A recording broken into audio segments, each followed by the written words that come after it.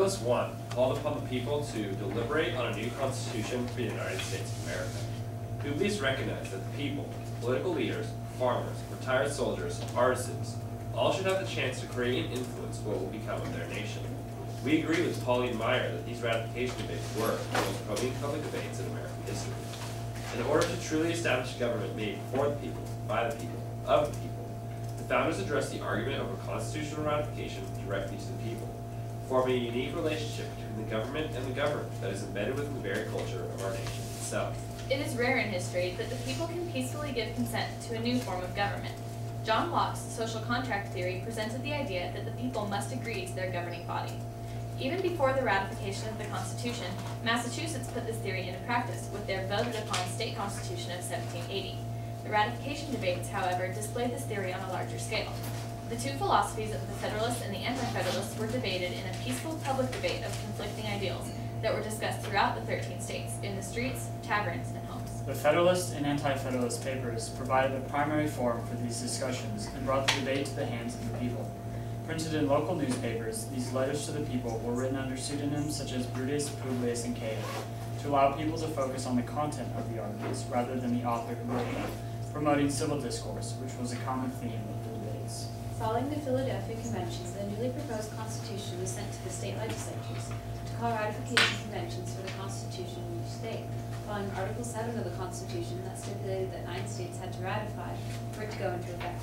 James Madison, the author of Article 7, stated in Federalist 39 that each state, in ratifying the Constitution, is considered as a sovereign body. In this relation, then, the new Constitution will, if established, be a federal and a national constitution. Not giving the power of ratification to the state legislatures was questioned by many anti-federalists, but James Madison pointed out that asking the state legislatures to ratify the new Constitution would in effect promulgate a novel and dangerous doctrine that a state legislature could change the Constitution under which it held its existence. Furthering the idea of social contract theory, the ratification convention's delegates were elected by the people, unlike the Philadelphia Convention in which delegates were chosen by state legislatures. This was significant in that it opened up the avenue of power to the common man. It was consistent with the preamble of the Constitution, which stated, "We the people do ordain and establish the Constitution."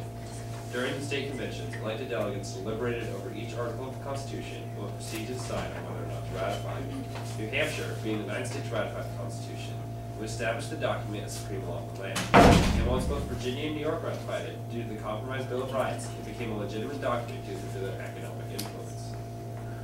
Today, the Constitution and role of government are still heavily debated. Debates over the Second Amendment question what it means to have a well-regulated militia when an assault weapon is a regulated arm. And the fiscal crisis was brought on debate over whether it was the Senate's job to create a revenue bill or the House's, as stated under Article 1, Section 7, Clause 1. However, the debates today still differ in some respects. With the advancement of technology, television, and social media, these debates have become a constant part of everyday life in the United States. These mediums have allowed small factions to communicate through the use of vicious arts, as described in Federalist 10, allowing hyper-partisanship to take form and civil discourse to diminish. The framers' invitation to the people at the time of the ratification debates to participate in the construction of their government was revolutionary and influential in future American debates.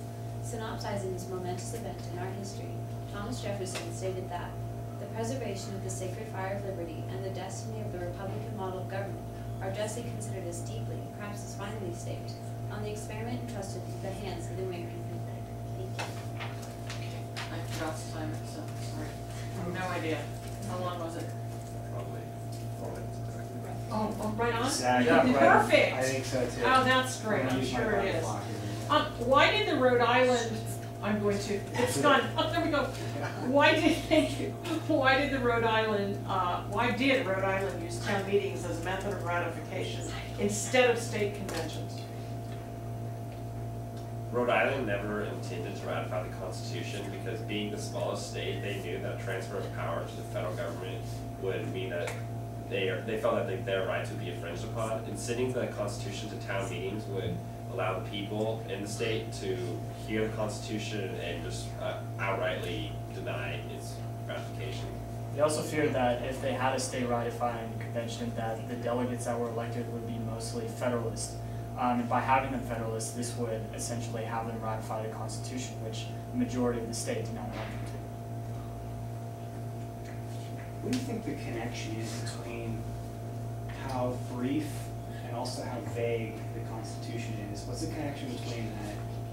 idea that the people themselves should directly ratify? Well, one instance of this is Article 2 and Article 3 are both very vague for the reasons that the framers had precedent for the executive to use modeling after the British monarch and what they wanted and didn't want to take from that. And the same as the judicial branch, they had William Blackstone's codified common law. But the purpose of giving this to the people was that they really got to choose what pieces of those to include. The Constitution was made more succinct because we have a written Constitution and it allows the people to read it and access it on code. For example, in Gideon versus Wainwright, I believe, Gideon was able to use the Constitution and learn it to protect his own rights, and this makes it more accessible to the people as a whole. And the reason that some colonists came to the American states was to interpret the Bible and the church terms in their own ways. The Catholic Church interpreted the biblical teachings to the people in their own way, and they did not allow the individual to individually interpret things. So that is, the Constitution is shortly written so that the people can interpret the Constitution for themselves. Okay, why did the Federalists believe that they could not rely solely on civic virtue to make the new nation work properly? Well, under the Articles of Confederation, many states had forgiven debts that people owed after the Revolutionary War, and this created a massive debt in the federal government. And so it was kind of a selfish interest on the state's part to allow their state's residents to just forgive their debts.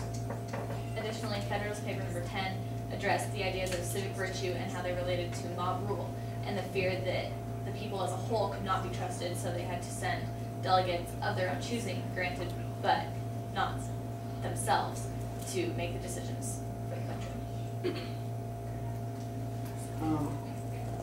If the Second Amendment were put to the people today, let's say it hadn't been ratified yet, let's say that the Second Amendment as it's currently written were put to the people today, how do you believe that it would be ratified?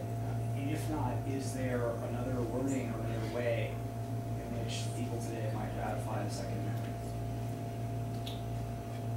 I believe that it would probably not be ratified, especially considering the past gun violence that has been occurring in our country. If they were to reword it, I think it would be a lot more direct in kind of discerning what is an arm and what's not an arm. If an assault weapon that fires 100 rounds a minute is an arm, or if it's simply a musket rifle.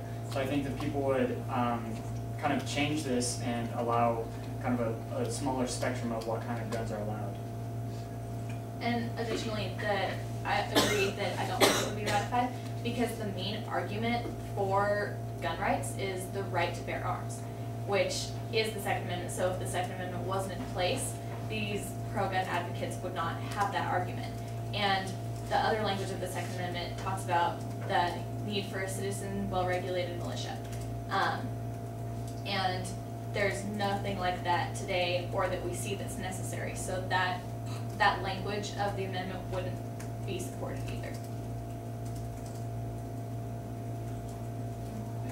I don't have one. Okay, what role did George Mason play in shaping the ratification debate?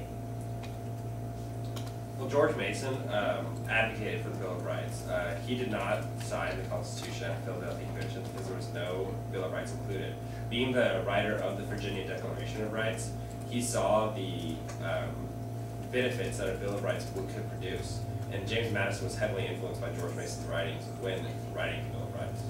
George Mason also opposed the new post-Constitution, following Thomas Jefferson's idea that dissent is the highest form of patriotism, and he hammered out arguments against it.